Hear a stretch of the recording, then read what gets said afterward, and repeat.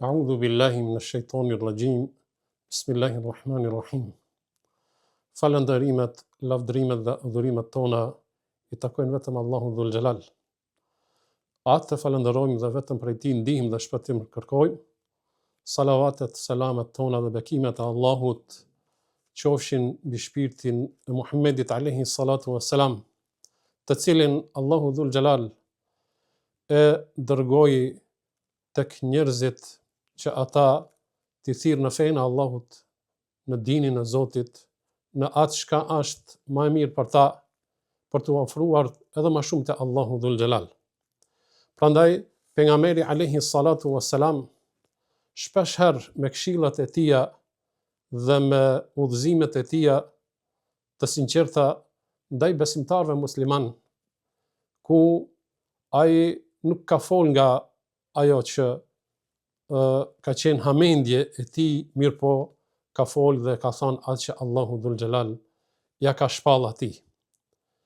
Andaj pejgamberi alayhi salatu wassalam në një hadith, në një thënie të njohur të tij, tregon dhe thotë se me të vërtet nga më të mirët prej jush janë ata që kanë moralin më të bukur, moralin më të mirë.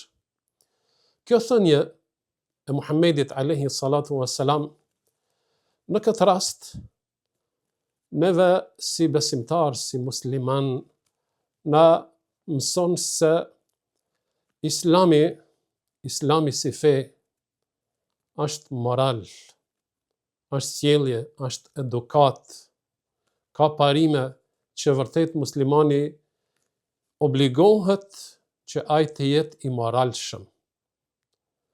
Ai që fal namaz duhet të jetë i moralshëm. Namazi i tij duhet të ndikon tek ai në moralin e tij, që të jetë i moralshëm dhe të jetë pozitiv. Agjerimin të cilin e ban për hir të Allahu Dhul Jalal, agjerimi i tij duhet që ta frymëzon atë që ai të jetë i moralshëm.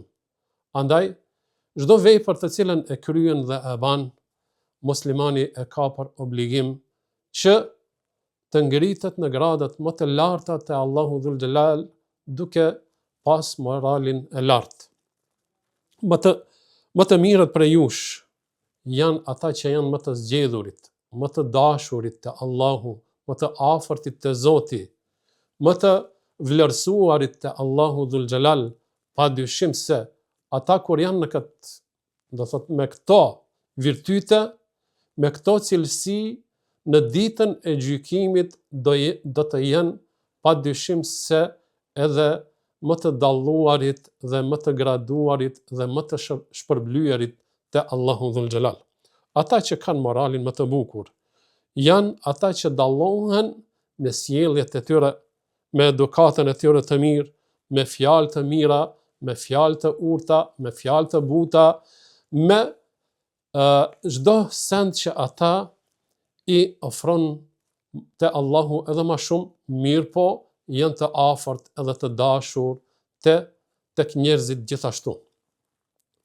Të kesh sjellje të mirë, do thot të eliminosh edhe të largosh çdo sjellje negative e cila ndikon negativisht në edukatën tënde, në sjelljen tënde, në moralin tënd, në imanin tënd si besimtar musliman, pasi që muslimanit nuk i rrin mirë, nuk i ka hije dhe nuk është njerëzore që një musliman i cili fal namaz, një musliman i cili agjeron Ramazan, një musliman i cili i kryen obligimin ndaj Allahu Dhul Jalal, që ai të jetë i pamoralshëm. Allahu subhanahu wa ta'ala për asgjë nuk e ka lavdru pejgamberin alayhi salatu wassalam, edhe pse i ka pas meritat pejgamberi alayhi salatu wassalam te Allahu Dhul Jalal. I ka pas meritat në mesin e besimtarve. Namazin që e ka ba, askushi nuk mund ta ban si e ka ba pejgamberi alayhi salatu wassalam. Agjerimin me të cilin ka agjeru pejgamberi alayhi salatu wassalam, nuk mund ta agjeron dokush sikur ai. Haxhin çdo vepër të cilën e ka kry pejgamberi alayhi salatu wassalam e ka kry në mënyrën, në formën më perfekte. Mirë po Allahu dhul xhelal atë të dërguar, atë burr, askund nuk e ka lavdru duke i thonë o ti Muhammed, o ti i dërguar, ti je, do thot, besimtari më i devotshëm tek unë, apo ti je që më së miri falësh, apo namazi yt është i dalluar prej namazeve prej namazit që e bajnë besimtarët. Jo, apo agjerimin të cilin e agjeron, ti e bën në formën më të plot, e bën perfekt, e bën më së miri. Jo, edhe këtë nuk e ka thënë Allahu dhul xhelal. Por çka ka thënë Allahu për Muhammedin alayhi salatu wassalam? Ka thënë wa innaka la'ala khuluqin azim. Në suratul Qalam, ajeti i 4, Allahu dhul xhelal pejgamberin alayhi salatu wassalam e përshkruan që ti o Muhammed vërtet je në një grad të lartë të moralit. Je me moral të lartë, dallohesh prej njerëzve, dallohesh prej tjerëve, dallohesh nga rrethi ku ti gjendesh në mesin e tyre me moralin që ke, duke dashur për atë rreth, për ata besimtar, për ata njerëz, duke qenë i mëshirshëm, duke qenë i butë, duke qenë i urtë, duke zgjedh më të mirën në edukatën tënde që ti sillesh me atë rreth aty ku jeton, duke shpresu më të mirën për ata, duke u dashur të mirën të gjithëve, që pejgamberi alayhi salatu wassalam, pra Allahu dhul xhelal e ka thënë mëshirë për të gjithë. Pejgamberi alayhi salatu wassalam, pa dyshim se në këtë hadith që pejgamberi na këshillon dhe na sqaron se më të mirët ndër ju janë ata që kanë moralin më të bukur, prandaj epërsia e vërtet nuk matet vetëm me adhurim.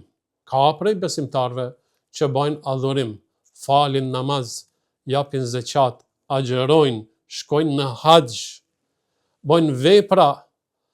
Prandaj, kur ti shohish në aspektin e moralit, namazi i tyre, agjerimi i tyre, haxhi i tyre, nuk kanë diku që tek ata, do thot, të ngritet morali, apo të përmirësohet morali.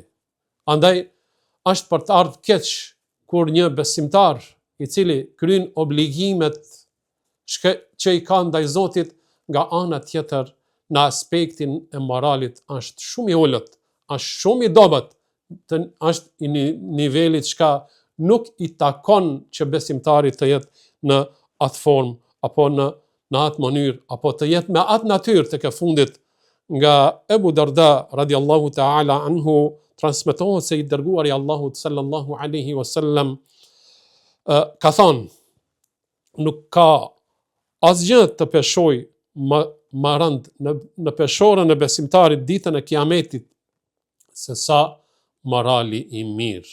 Se sa morali i mirë, dhe vërtet Allahu e urren njeriun fjalëndyr dhe të pahishëm. Allahu e urren njeriun që ka fjalor të ligë, që ka shprehje të liga, që nuk ka moral. Andaj, te Allahu dhul xhelal, pa dyshim se morali zëvend edhe ka pozitë të lartë. Nga Ebu Hurajra radiallahu ta'ala anhu transmetohet se i njëjti thot, është pyet pejgamberi alayhi salatu wassalam për gjërat që më së shumti i fusin njerëzit në xhennet. Pejgamberi alayhi salatu wassalam ka thonë, devotshmëria ndaj Allahut dhe morali i lartë. Devotshmëria ndaj Allahut dhe morali i lartë. Padyshim se kur këto dy gjëja bëhen bashk, atëherë vërtet besimtari është mëse i kompletuar, ndoshta jo krejt i kompletuar, po mëse i kompletuar, apo shumë i kompletuar, te Allahu dhul xhelal që Allahu këta njerëz i don dhe i dallon. Gjithashtu pejgamberi alayhi salatu wassalam thot, vërtet besimtari me sjelljen e tij të mirë arrin gradën e atij që agjeron dhe fal namaz natën. Morali i mirë, ai që ka moral të mirë, vërtet arrin gradat e atyre çka vërtet bajnë shumë për Allahun dhul xhelal. Mirë po morali i mirë ka një pozitë shumë të lartë në këtë rast te Allahu dhul xhelal, e që vërteton edhe Muhamedi alayhi salatu wasalam ku thot se më të dashurit prej jush për mua dhe më të afërtit me mua ditën e gjykimit, ditën e kiametit në vend qëndrim janë ata që kanë moralin më të bukur. Më afërt Muhammedit alayhi salatu wassalam në mezhlisin e tij janë ata që kanë moral të mirë.